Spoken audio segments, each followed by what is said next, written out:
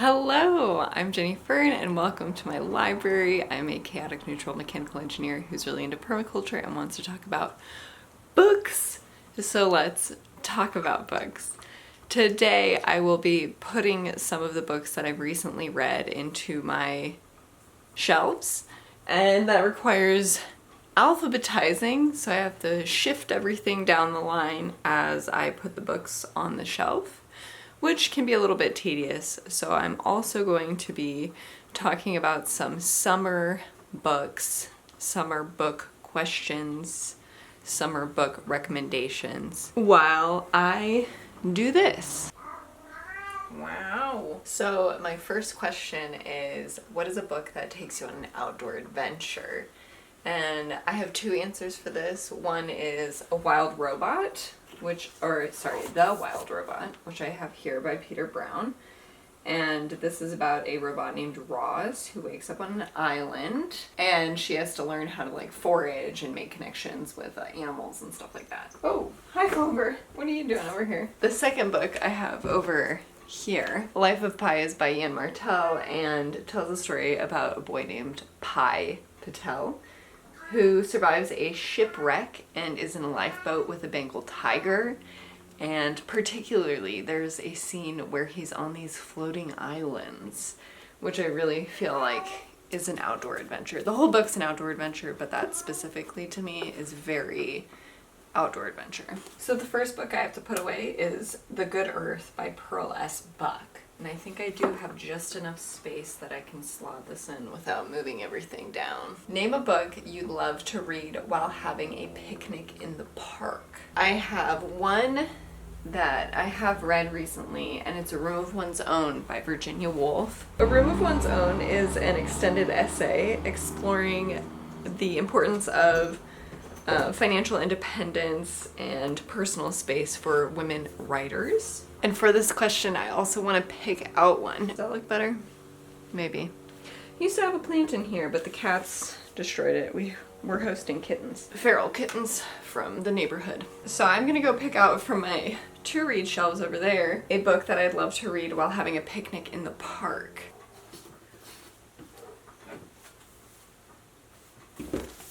So I don't have any real reason for picking this out, but I've just been thinking about it a lot for some reason recently. The Matchmaker of Perigord by Julia Stewart. I don't know anything about this book. I have had it for a little bit of time. I don't know, I just feel like this is picnic in the park type reading for me. Now I have to put away Ta-Nehisi Coates' Between the World and Me, between Klein and Cohen.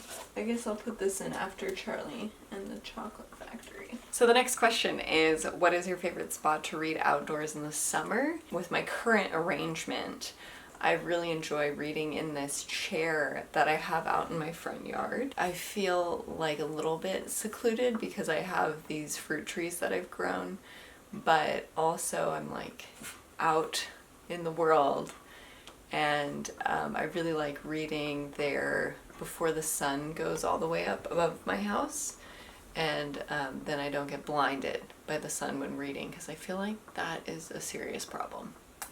So now I'm putting away Silent Earth by Dave Goulson. Why is Grant before these books? I gotta move these. I'm also putting in The Radleys right here. Do I look comfortable down here?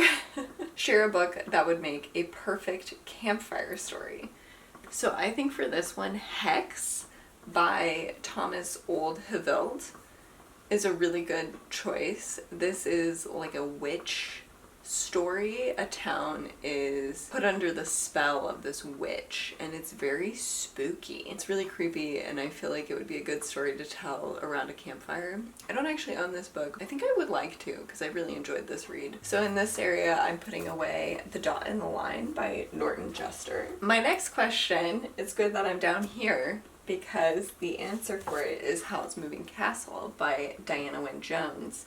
And that is, what book would you bring to a cozy garden retreat? This is a book about a young woman, Sophie, who gets transformed into an old woman and she seeks the help of a wizard named Howl who lives in a magical castle. Alright, now I gotta put away Before the Coffee Gets Cold by Toshikazu Kawaguchi. Here's a problem. I think I'm gonna be splitting up my Lois Lowry's. Name a book set in a charming summer cottage or a small town. For this, I have A Death in Door County by Annalise Ryan.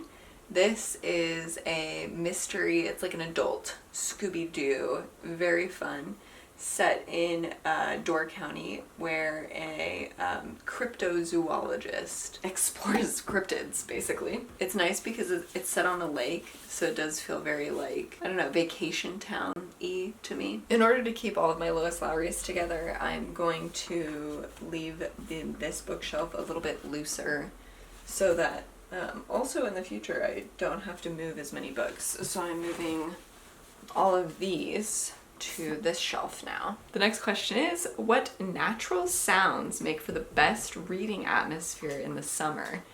And for me, we get cicadas here, which is kind of funny because when I was growing up, not so far from here, I don't think I heard cicadas, but we have cicadas here all the time in summer, and I'm gonna pick up my dog. Because she's here. Look at her, look at how cute she is. I like the sound of cicadas for reading. I think that's pretty good. It gives a certain kind of ambiance, especially if you're reading like a hot book. I think that's a good one. Then I also really like the sound of frogs, like at night. Then it also gives like a really nice like campfire kind of reading experience, I feel like. So the book that I have to put away over here is Rental Person Who Does Nothing by Shoji Morimoto. I don't know how I feel about that. Do I just do this whole shelf like that? I feel like that would be a little confusing, you know? Perfect. Which book is perfect for reading in a lazy hammock? For this one, I have Stardust by Neil Gaiman, and that is only because I do have a memory of reading this book in a hammock when I was like in high school. This book I have read while in a hammock, so it works. I like really severely have the song Espresso stuck in my head. I'm looking late because I'm a singer. Share a book that captures the magic of a starry summer night. Carlo Rovelli's Reality Is Not What It Seems, which is about quantum theory. It explores the nature of the universe, delving into quantum physics and mysteries of the cosmos, which I think is the ideal. Wow, Clover found a big tennis ball. So now I actually gotta put these two Carlo Rovelli books away. Oh, I also have to put away The Factory by Hiroko Oyamada. This is why I put this task off, because it's a lot. I'm really close to running out of shelf. Now we gotta figure out where Red Mars goes in. What's a book that offers a rustic escape like a cabin in the woods? Right here, Idaho by Emily Ruskovich.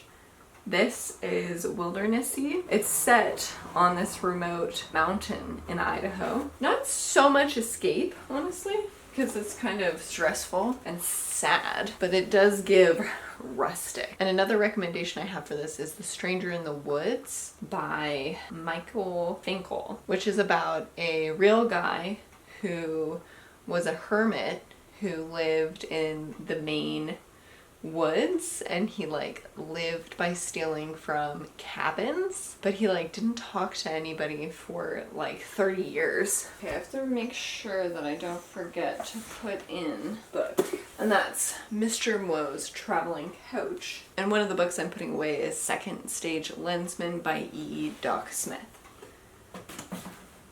Name a book set by the sea or ocean. Cannery Row by John Steinbeck. I really love this book. I think this is so good. It captures the life of folks who live and work in a like sardine canning street, real place in Monterey, California. Oh no, QR. Does this fit? Does it fit? It fits. That's nice. Now all of my series of unfortunate events are together. What book cover reminds you of blooming summer flowers? Mr. Moe's Traveling Couch, because the spine is so beautiful. And I could also mention Idaho, which I already brought up. What is your favorite activity to do when a summer rainstorm interrupts your reading? So here, I live in California, if we have a summer rainstorm, it usually means that it's a thunderstorm, and they're usually relatively dry, and it's really bad. It's really bad because then likelihood is there's a bunch of forest fires that can go really out of control. So I'm gonna run around outside, smell the nice smells of like petrichor stuff, and then go inside and prepare a go bag so I could run away in the middle of the night if needed. So we did it. We put all the books up. It was a lot, but I have 2 more questions left. 1, describe your perfect summer day from sunrise to sunset. So for me, that means I get a cup of coffee and I go out and I garden early in the morning before it's hot out with my cat. So do that for a couple hours. Then have a nice good breakfast, like maybe pancakes or waffles, and also have another cup of coffee. Then read out on the patio with some lemonade. Nap on the couch in the heat of the day. Maybe have like a little bit of F1. Nap on the couch. Good vibes. For dinner, risotto with white wine all on the patio again. Play with the dog. Maybe take her for a little walk. If it's not too hot, it's probably too hot. And then return to the garden in the evening when again it's not too hot. At night, watch a fun movie. And my last question is name a book that you would take to a quiet forest hideaway.